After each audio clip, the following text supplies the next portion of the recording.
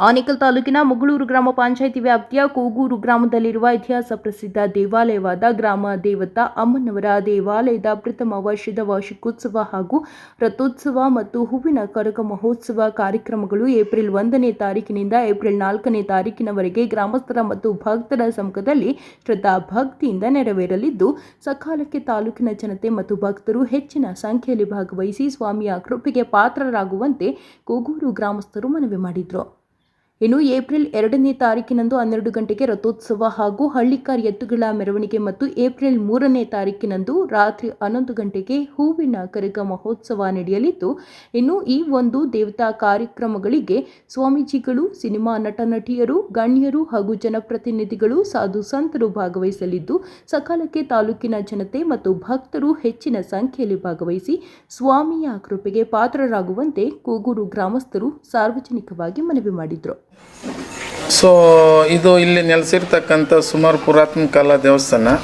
ಎಲ್ಲ ಗ್ರಾಮಸ್ಥರು ಹಾಗೂ ಎಲ್ಲ ಊರಿನಲ್ಲಿರ್ತಕ್ಕಂಥ ಎಲ್ಲ ಮತಸ್ಥರು ಎಲ್ಲ ಸೇರಿ ಕುಲಬಾಂಧವರು, ಗ್ರಾಮದಲ್ಲಿ ಎಷ್ಟು ನಮ್ಮ ಕುಲಬಾಂಧವರು ಇದ್ದಾರೆ ಎಲ್ಲ ಜನಾಂಗದವರು ಸೇರಿ ಎಲ್ಲ ಮತಸ್ಥರು ಸೇರಿ ಇವತ್ತು ಈ ದಿನ ನಡೆಸ್ಬೇಕಂತಂದರೆ ಎಲ್ಲರದ್ದು ಸಹಕಾರ ಆಗಿದೆ.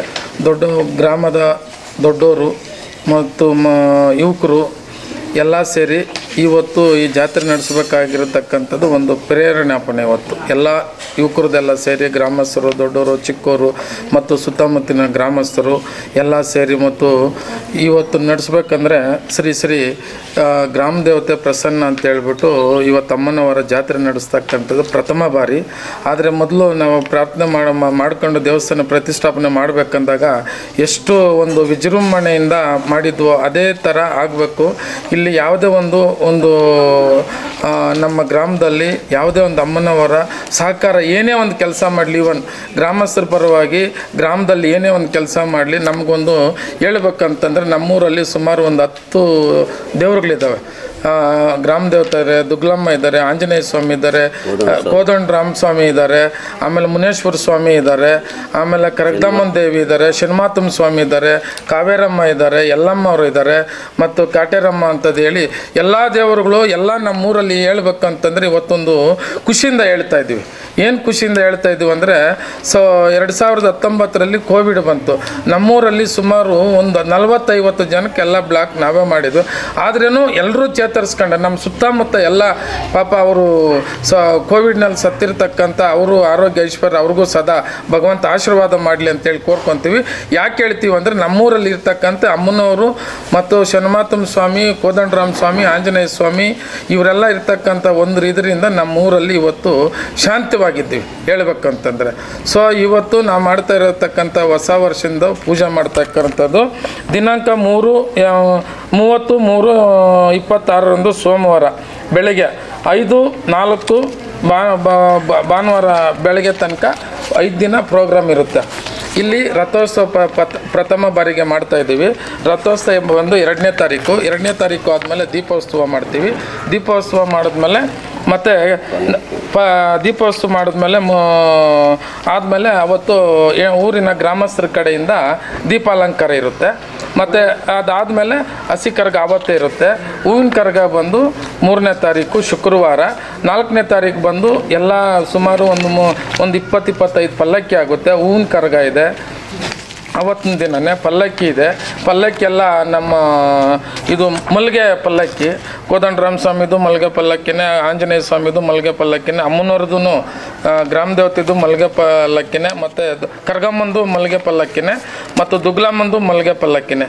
ಇವೆಲ್ಲ ಮಾಡ್ಕೊಂಡು ನಮ್ಮ ಗ್ರಾಮಸ್ಥರು ಮತ್ತು ಸುತ್ತಮುತ್ತಲಿನ ಗ್ರಾಮಸ್ಥರು ಎಲ್ಲ ಸೇರಿ ನಮಗೆ ಈ ಕಾರ್ಯಕ್ರಮ ನಡೆಸ್ಕೊಡ್ಬೇಕು ಅಂಥೇಳಿ ಏನೋ ಒಂದು ಅಮ್ಮನವರ ಪರವಾಗಿ, ಗ್ರಾಮಸ್ಥರ ಪರವಾಗಿ ಕಳಕಳೆಯಿಂದ ಒಂದು ಶಾಂತಿಯಿಂದ ನಡಿಬೇಕಂತೇಳಿ ನಮ್ಮ ಊರಿನ ಪರವಾಗಿ, ಸುತ್ತಮುತ್ತಲಿನ ಪರವಾಗಿ 1-2 ಮಾತನ್ನು ಆಡೋದಕ್ಕೆ ಅವಕಾಶ ಮಾಡಿಕೊಟ್ಟಂಥ ನಮ್ಮ ದೇವಸ್ಥಾನ ಪರವಾಗಿ ನಾನು ಕೇಳ್ಕೊತಾ ಇದ್ದೀನಿ.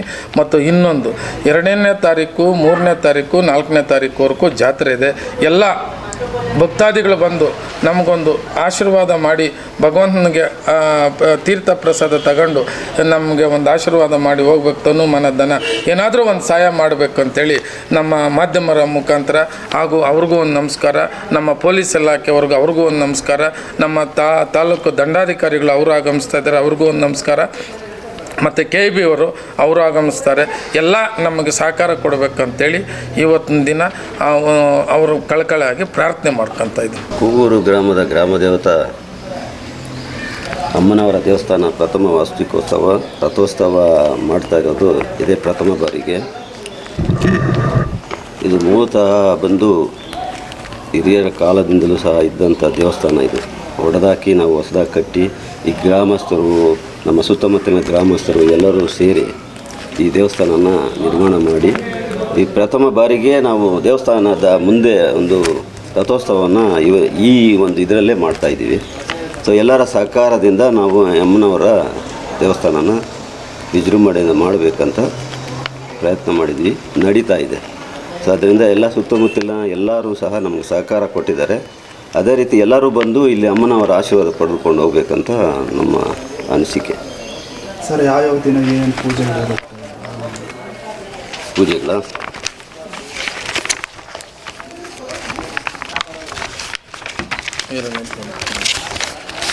ಎರಡನೇ ತಾರೀಕಿಂದ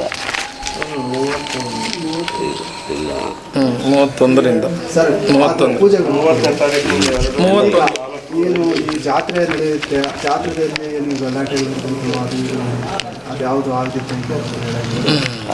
ಅದು ಗಲಾಟೆಗಳು ಮತ್ತು ಯಾರಾದರೂ ಬರೋದು ಕುತಂತ್ರಗಳು ಅಂಥದ್ದು ಏನೂ ನಡೆಯಲ್ಲ ಇಲ್ಲಿ. ಸೊ ಎಲ್ಲರ ಊರ ಗ್ರಾಮಸ್ಥರ ಸಹಕಾರ ಇದೆ. ಆಮೇಲೆ ನಮಗೆ ಆರಕ್ಷಕರು ಸುತ್ತಮುತ್ತಲಿನ ಒಂದು ಪ್ರತಿನಿಧಿಗಳಿಂದಲೂ ಸಹ ಸಹಕಾರ ಇದೆ. ಇದುವರೆಗೂ ಯಾವುದು ಗಲಾಟೆಗಳಂಥದ್ದು ನಡೆದಿಲ್ಲ, ಮುಂದೆ ನಡೆಯೋದು ಇಲ್ಲ. ಗ್ರಾಮದ ಇತಿಹಾಸದಲ್ಲಿ ಇದು ಒಂದು ನಮಗೆ ವೈಭೋಗದ ಕ್ಷಣ ಅಂದ್ಕೊಬೇಕು. ಯಾಕೆ ಅಂತ ಹೇಳಿದ್ರೆ ಇದುವರೆಗೂ ಜಾತ್ರೆ ಇದು ನಮ್ಮ ಊರಲ್ಲಿ ಯಾವುದೂ ಇದಾಗಿರಲಿಲ್ಲ. ಈ ಗ್ರಾಮ ದೇವತಾ ಅಮ್ಮನವರ ದೇವಸ್ಥಾನ ಜೀರ್ಣೋದ್ಧಾರ ಆದಮೇಲೆ ಆವತ್ತಿನಿಂದ ಇವತ್ತಿನ ತನಕ ಗ್ರಾಮಸ್ಥರೆಲ್ಲರೂ ಸಂಕಲ್ಪ ಮಾಡಿ ಈ ಸಾರಿ ರಥೋತ್ಸವ ಮಾಡಲೇಬೇಕು ಅಂತೇಳ್ಬಿಟ್ಟು ಪ್ರಯತ್ನ ಪಟ್ಟು ಎಲ್ಲರೂ ಸಹಕಾರದಿಂದ ಇವಾಗ ದಿನಾಂಕ ನಿಗದಿಯಾಗಿ ಎಲ್ಲ ಕೆಲಸ ಕಾರ್ಯಗಳು ಭರದಿಂದ ಸಾಗ್ತಾ ಇದೆ. 2ನೇ ತಾರೀಕು 4ನೇ ತಿಂಗಳು 26 ಗುರುವಾರ ದಿನ ರಥೋತ್ಸವ ಇದು ಶುರುವಾಗ್ತಾ ಇದೆ. ಇದುವರೆಗೂ ಎಲ್ಲ ಕೆಲಸ ಕಾರ್ಯಗಳು ನಿರ್ವಿಘ್ನೆಯಿಂದ ಅಮ್ಮನವರ ಆಶೀರ್ವಾದದಿಂದ ಸಾಗ್ತಾ ಇದೆ. ಎಲ್ಲರೂ ಹಿರಿಯರೆಲ್ಲರೂ ಗ್ರಾಮಸ್ಥರೆಲ್ಲರೂ ಸಹಕಾರ ಕೊಟ್ಟು ತುಂಬ ವೈಭವೋಪೇತವಾಗಿ ಕಾರ್ಯಕ್ರಮವನ್ನು ಯಶಸ್ವಿಗೊಳಿಸಬೇಕೆಂದು ನಿರ್ಧರಿಸಿ ಎಲ್ಲ ಕಾರ್ಯಕ್ರಮಗಳು ನೆರವೇರಿಸ್ತಾ ಇದ್ದಾರೆ. ಪ್ರತಿಯೊಬ್ಬರು ತಮ್ಮ ಮನೆ ಕೆಲಸ ಅಂತೇಳ್ಬಿಟ್ಟು ತಿಳ್ಕೊಂಡು ಎಲ್ಲ ಕೆಲಸಗಳು ಮಾಡ್ತಾಯಿದ್ದಾರೆ. ಇದರಿಂದ ಎಲ್ಲ ಜನಗಳಿಗೂ ಹೆಚ್ಚಿಗೆ ಈ ಕಾರ್ಯಕ್ರಮದ ತಲುಪಿ ಎಲ್ಲರೂ ಹೆಚ್ಚಿನ ಸಂಖ್ಯೆಯಲ್ಲಿ ಭಾಗವಹಿಸಿ ಶ್ರೀ ಗ್ರಾಮ ದೇವತಾ ಅಮ್ಮನವರ ಕೃಪಾಶೀರ್ವಾದವನ್ನು ಪಡೆದು ಅಮ್ಮನವರ ವೈಭವೋಪೇತ ರಥೋತ್ಸವ ಕಾರ್ಯಕ್ರಮವನ್ನು ವೀಕ್ಷಿಸಿ ಕಣ್ತುಂಬಿಕೊಂಡು ಅಮ್ಮನವರ ಆಶೀರ್ವಾದಗಳನ್ನು ಪಡೆಯಬೇಕೆಂದು ತಮ್ಮಲ್ಲಿ ಎಲ್ಲರಲ್ಲೂ ಕೋರಿಕೆ. ಯಾವ್ಯಾವ ದಿನ ಏನೇನು ಪೂಜೆಗಳು? ಅಮ್ಮನವರ 2ನೇ ತಾರೀಕು 30ನೇ ತಾರೀಕು ಪ್ರಥಮವಾಗಿ ಕಾರ್ಯಕ್ರಮಗಳು ಶುರುವಾಗ್ತಾ ಇರುತ್ತೆ. ಇಲ್ಲಿ ರಥದ ಪೂಜೆಗಳು ಹೋಮಗಳು ಇರೋದರಿಂದ ಎಲ್ಲ ಕಾರ್ಯಕ್ರಮಗಳು 30ನೇ ತಾರೀಕು ಶುರುವಾಗಿ 5ನೇ ತಾರೀಕು ತನಕ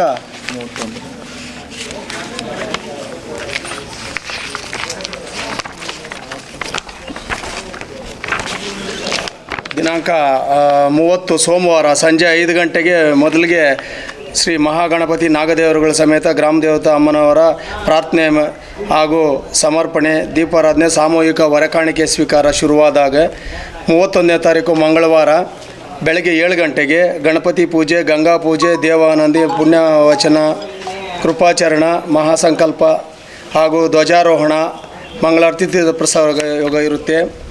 31ನೇ ತಾರೀಕು ಮಂಗಳವಾರ ಸಂಜೆ 5:20ಕ್ಕೆ ಗೋಪೂಜೆ, ವಾಸ್ತುಹೋಮ, ರಕ್ಷಾಹೋಮ, ಪೂರ್ಣಾಹುತಿ, ಧ್ವಜಾತೋರಣ, ದಿಗ್ಬಾಲಕ ದೇವತಾ ಸ್ಥಾಪನೆ, ಮಹಾಮಂಗಳಾರ ತೀರ್ಥ ಪ್ರಸಾದ ವಿನಿಯೋಗ ಇರುತ್ತೆ.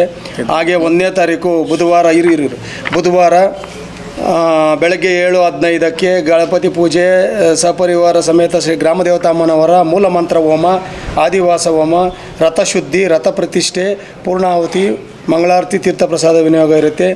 1ನೇ ತಾರೀಕು ಸಂಜೆ 5 ಗಂಟೆಗೆ ಸುದರ್ಶನ ಹೋಮ, ಆದಿವಾಸಿ ಹೋಮ, ಪೂರ್ಣಾಹುತಿ, ಮಹಾಮಂಗಳಾರತಿ, ಅಷ್ಟಾವಧಾನ ಸೇವೆ, ತೀರ್ಥಪ್ರಸಾದ ವಿನಿಯೋಗ, ರಥ ಬೀದಿ ಬಲಿ ಕಾರ್ಯಕ್ರಮ ಇರುತ್ತೆ. ಅದೇ ರೀತಿ 2ನೇ ತಾರೀಕು ಕಲಾವೃದ್ಧಿ ಹೋಮಾದಿಗಳು, ರಥ ಪ್ರಾಯಶ್ಚಿತ ಹೋಮ, ಕುಂಭಾಭಿಷೇಕ, ಶಿಖರಾಭಿಷೇಕ, ಅಮ್ಮನವರಿಗೆ ವಿಶೇಷ ಅಲಂಕಾರ, ಮಧ್ಯಾಹ್ನ ಅಭಿಜಿತ್ ಮುಹೂರ್ತದಲ್ಲಿ ರಥೋತ್ಸವ ಕಾರ್ಯಕ್ರಮ ಇರುತ್ತೆ. 12:06ರಿಂದ 12:55 ವೇಳೆ ರಥ ಚಾಲನೆ ಸಿಗುತ್ತೆ. ತದನಂತರ ಈ ಬಳೆ ಜಾತ್ರೆ ವಿಶೇಷ ಕಾರ್ಯಕ್ರಮ ಆವತ್ತೇ ರಥೋತ್ಸವ ದಿನ ಮಧ್ಯಾಹ್ನ ಇರುತ್ತೆ. ಈ ಸಾರಿ ರಥೋತ್ಸವ ಥರನೇ ಪ್ರಥಮ ವಾರ್ಷಿಕೋತ್ಸವ ಹಾಗೂ ರಥೋತ್ಸವ ಜೊತೆಗೆ ಪ್ರಥಮವಾಗಿ ಕರಗ ಮಹೋತ್ಸವವನ್ನು ಸಹ ಏರ್ಪಡಿಸಲಾಗಿದೆ.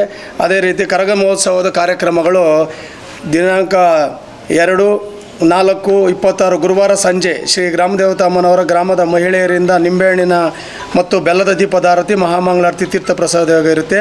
3ನೇ ತಾರೀಕು ಶುಕ್ರವಾರ ಬೆಳಗ್ಗೆ ಅಭಿಷೇಕ ಪೂಜೆ, ಮಹಾಮಂಗಳಾರತಿ, ತೀರ್ಥಪ್ರಸಾದ ವಿನಿಯೋಗ ಇರುತ್ತೆ. ಕರಗದ ಕಾರ್ಯಕ್ರಮಗಳು 31ನೇ ತಾರೀಕು ಮಂಗಳವಾರ ಗೋಧೂಳಿ ಲಗ್ನದಲ್ಲಿ ಸಂಜೆ 6 ಗಂಟೆಗೆ ಧ್ವಜಾರೋಹಣದಿಂದ ಶುರುವಾಗಿ ದಿನಾಂಕ 1/4/26 ಬುಧವಾರ ಸಂಜೆ 6ಕ್ಕೆ ತವರು ಮನೆ ಸೇವೆ, ಅದೇ ದಿನ ರಾತ್ರಿ 7ಕ್ಕೆ ಹಸಿ ಕರಗ ಇರುತ್ತೆ.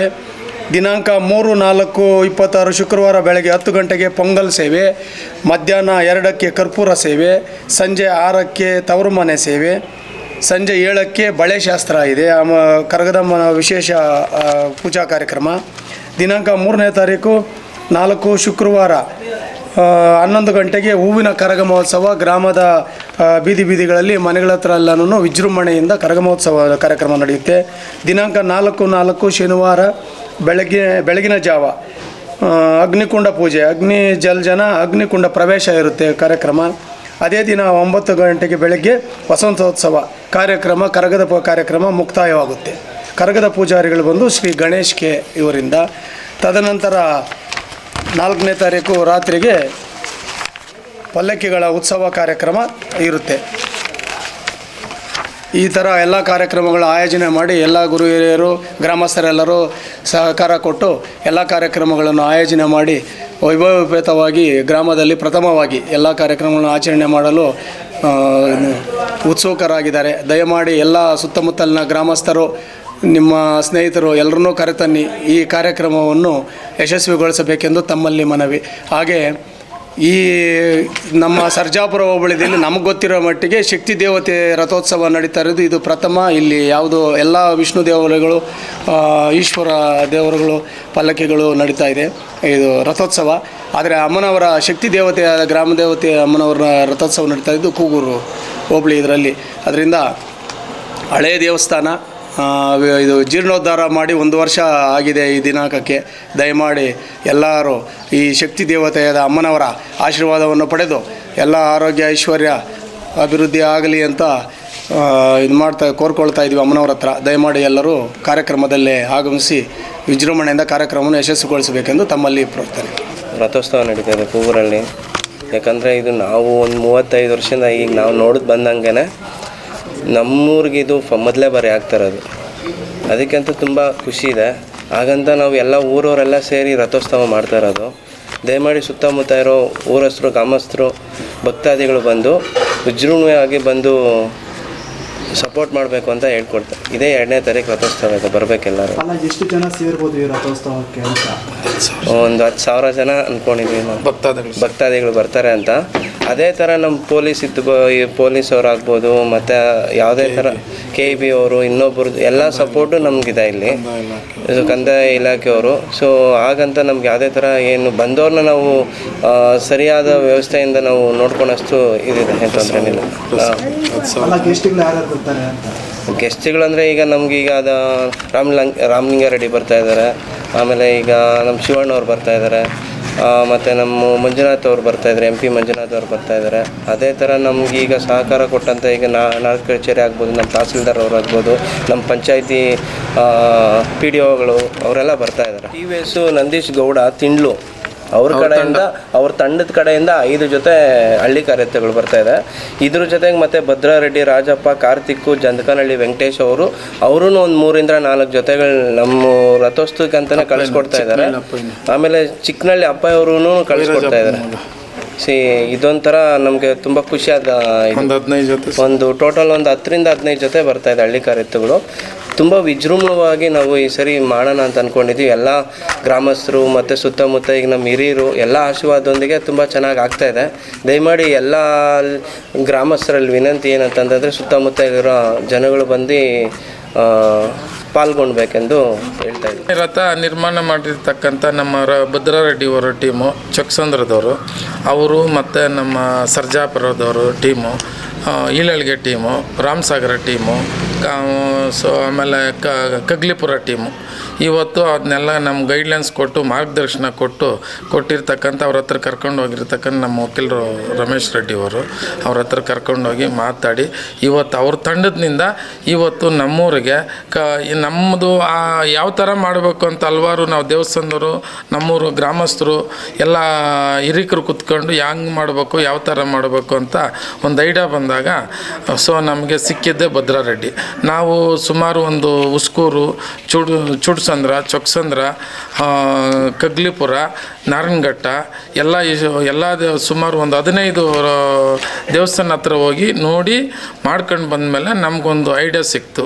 ಐಡಿಯಾ ಸಿಕ್ಕಿದ್ಮೇಲೆ ನಾವು ವಕೀಲರು ರಮೇಶ್ ರೆಡ್ಡಿ ಅವರು ಭದ್ರಾರೆಡ್ಡಿನ ಕಾಂಟ್ಯಾಕ್ಟ್ ಮಾಡಿ ಆಮೇಲೆ ಅಲ್ಲಿ ರಾಮಸಾಗರದವರು ಎಲ್ಲ ಆ ಗ್ರಾಮದ ಉಸ್ಕೂರು ಸೇರಿರ್ತಕ್ಕಂಥ ಸರ್ಕಲ್ ಎಷ್ಟು ಗ್ರಾಮದಿದ್ದಾವೆ ಆ ಗ್ರಾಮಸ್ಥರು ಎಲ್ಲ ಸೇರಿದ ಮೇಲೆ ಒಂದು ಐಡಿಯಾ ಕೊಟ್ಟ ಮೇಲೆ ಇವತ್ತಿನ ದಿನ ಭದ್ರಾರೆಡ್ಡಿ ಟೀಮ್ ಅವ್ರ ಕಡೆಯಿಂದ ಒಂದು ವಿಜೃಂಭಣೆಯಾಗಿ ನಮಗೆ ಬಹಳ ಸುಮಾರು ಅವ್ರು ಹೇಳಿರ್ತಕ್ಕಂಥ ಒಂದು ಇವತ್ತು ಮೆಟೀರಿಯಲ್ ಬಂದಿರತಕ್ಕಂಥ ಎಲ್ಲ ನಮ್ಮ ದೇವಸ್ಥಾನಕ್ಕೆ ಸಂಬಂಧಪಟ್ಟಿದ್ದೆ, ನಮ್ಮ ಗ್ರಾಮಕ್ಕೆ ಸಂಬಂಧಪಟ್ಟಿದ್ದೆ ತೋಪಲ್ಲಿ ಕೊಯ್ಸ್ಕೊಂಡು ಇವತ್ತು ನಾವು ಯಾವುದು ಇವತ್ತು ಒಂದು ಕಟ್ಟಿಗೆನೂ ವೇಸ್ಟ್ ಮಾಡಿದ್ರೆ ಎಲ್ಲ ನಮ್ಮ ಊರಿಂದ ಆದ್ರೂ ಭಾಳ ಚೆನ್ನಾಗಿ ಭಾಳ ಇದ್ರನಿಂದ ಬಂತು, ಸೊಗಸಾಗಿ ಕಟ್ತಾ ಇದ್ದಾರೆ.